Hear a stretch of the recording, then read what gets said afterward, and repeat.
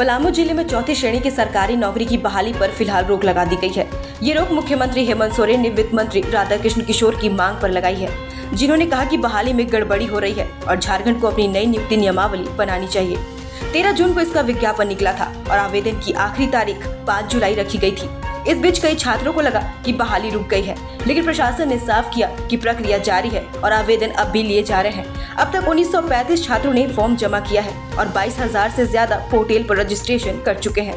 बता दें कि मंत्री राधाकृष्ण किशोर पिछली कैबिनेट बैठक में अपनी मांग लेकर आए थे और आज जब फिर से कैबिनेट बैठक हो रही है, वो एक बार फिर झारखंड मंत्रालय पहुंचे हैं अपनी मांगों को याद दिलाने। अब देखने वाली बात ये है कि झारखंड सरकार इन मांगों पर कितना ध्यान देती है और ये छात्र कब तक अपनी मांगों को लेकर आते रहेंगे और समाधान आखिर कब तक मिलता है।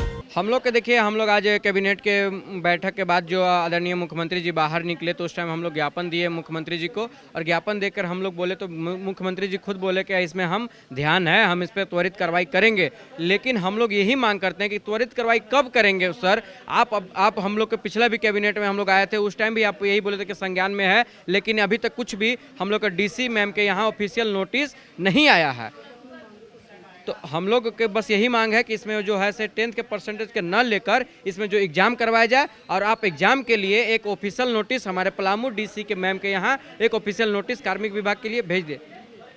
देखिए, ये वैकेंसी निकला हुआ था पलामू जिला में चतुर्थ वर्गीय कर्मचारी के लिए 585 सीट के लिए। इसमें जो है से 10th के परसेंटेज से उठाया जा रहा है, लेकिन लिखा हुआ कि 10वें प्राप्त अंक के आधार पर मेधा सूची तैयार की जाएगी। लेकिन सर, मेरा कहना है कि जब यही वैकेंसी जब पिछला 2010 में आया था, जिसका विज्ञापन 2010 में आया था, लेकिन परीक्षा हुआ 2017 में, उस टाइम में एग्जाम हो सकता है, तो अभी क्यों नहीं एग्जाम हो सकता है? जब एग्जाम हुआ था उस समय आरक्षण रोस्टर का पालन नहीं हुआ था, इसलिए सुप्रीम कोर्ट के द्वारा इसको जो है निरस्त कर दिया गया था। लेकिन जब नया सिरे से विज्ञापन जारी हुआ तो इसमें एग्जाम के बाद कहीं नहीं कहा गया है। तो हम लोग को बस मूल मांग यही है कि आप एग्जाम इसमें करवा दिया जाए और हम लोग के एग्जाम में, क्योंकि सब परसेंट, जिसका 35% रहेगा वो भी बैठ जाएगा, जिसका 95% रहेगा वो भी बैठ जाएगा, जिसमें जिसका ज़्यादा नंबर आएगा वो अपना इसका सिलेक्शन लेगा। बस हम लोग का यही मूल मांग है कि एग्जाम ओनली फॉर एग्जाम करवा दीजिए।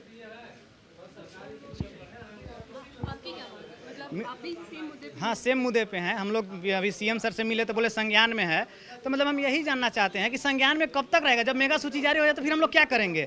वित्त मंत्री बोलते हैं कि हम संज्ञान में ले लिए हैं, स्थगित करवा दिए हैं और उसके बाद मतलब हम एग्जाम ले लेंगे। तो अभी हम मिलने जाते हैं डीसी मैडम, तो डीसी मैडम बोलती है कि नहीं, मेरे पास तो कुछ आया ही नहीं है, अधिकारी कहेगा तो हम करेंगे। तो हम वित्त मंत्री और सीएम सर से यही बोलना चाह रहे हैं, इन लोग झूठ में हम लोग को डार्क में क्यों रखें, भूल भुलैया में? एक तो 5 दिन जब फॉर्म का बचता है तो इन लोग बोलते हैं कि नहीं, अब फॉर्म भरा जाएगा। तो आनंद फानंद में पलामू में पोस्टल ऑर्डर के लिए मार हो जाता है, एक लड़की का हाथ तक टूट जाता है। इसका जिम्मेवार कौन है बताइए? इसका जिम्मेवार तो कौन? सरकार ही ना है। एक ऑनलाइन पोर्टल तक इन लोग तैयार नहीं कर पा रहे हैं। एक छोटी सी हम लोग सुधार का, अबुआ सीएम से छोटी सी सुधार का मांग कर रहे हैं हम लोग कि जो सुधार क्या, इस विज्ञापन में 6 में लिखा हुआ है कि सरकार और सुप्रीम कोर्ट के निर्देश पर यह चेंज किया जा सकता है। इन लोग चेंज क्यों नहीं कर रहे हैं? चेंज कर दे, छोटी सी मांग है हम लोग की बस। ये तो आपकी मांग हुई, आपके हिसाब से सुझाव क्या होना चाहिए? सुझाव होना चाहिए कि इसमें छोटी सी एग्जाम कंडक्ट करवा दिया जाए पलामू से रिलेटेड और स्थानीय को प्राथमिकता दिया जाए, क्योंकि पिछले बार भी जो हुआ था इसमें पलामू को ग्रेस मार्क 10 नंबर मिला था, तो इस बार भी मिलना चाहिए ना।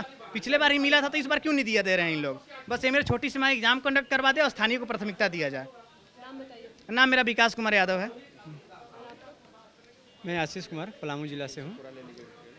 ये जो वैकेंसी है पूर्व का वैकेंसी है, 2010 का वैकेंसी है। 2017 में एग्जाम कंडक्ट कराया गया था। उस समय इसका क्वालिफिकेशन 8वीं स्तर का था, 8 क्लास का था, और अभी सुप्रीम कोर्ट के आदेश पर निरस्त हुआ क्योंकि वो आरक्षण रोस्टर का पालन नहीं किया गया था। सुप्रीम कोर्ट ने हवाला दिया कि आर्टिकल 15 और 16 का उल्लंघन किया गया, जिसके कारण विज्ञापन को निरस्त किया जाता है।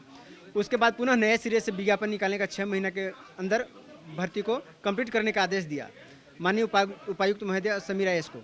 तो हम लोग गए माननीय वित्त मंत्री से मिलने के, नोटिफिकेशन आने के बाद वित्त मंत्री से मिले, उपायुक्त महोदया से मिले कि मैम इसमें एग्जाम का कहीं जिक्र नहीं है। जिस समय आपके क्वालिफिकेशन 8 स्तर का किए थे उस समय एग्जाम लिए 2017 में, तो वही विज्ञापन पुनः जब आया है तो आप एग्जाम क्यों नहीं ले रहे हैं? क्यों 10th स्तर के मार्क्स पर आप नियुक्ति दे रहे हैं? हम लोग मूल मांग यही है कि 10th स्तर के मार्क्स पर नौकरी न दिया जाए, क्योंकि उसमें व्यापक तौर पे अनियमितता एवं धांधली होगा।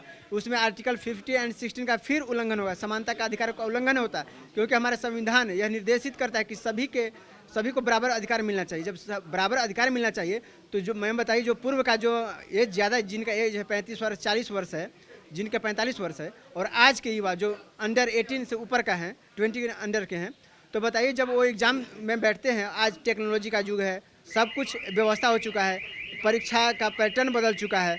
अभी के समय में मैट्रिक माने 10th में है कि 6 विषय में 6 में प्रैक्टिकल है। उस समय 2015 के पहले या 2019 के पहले ये प्रैक्टिकल नहीं हुआ करता था, मात्र 3 सब्जेक्ट में प्रैक्टिकल हुआ करता था, जिससे जैक बोर्ड के स्टूडेंट का मार्क्स कम आया हुआ करता था। और अभी आप एग्जाम्पल लीजिएगा तो ICSE बोर्ड, CBSE बोर्ड और मदरसा बोर्ड और संस्कृत का माध्यमिक बोर्ड, उन लोग का परसेंटेज बहुत हाई होता है, जिससे हमारे झारखंड जैक के विद्यार्थियों के साथ भेदभाव किया जा रहा है।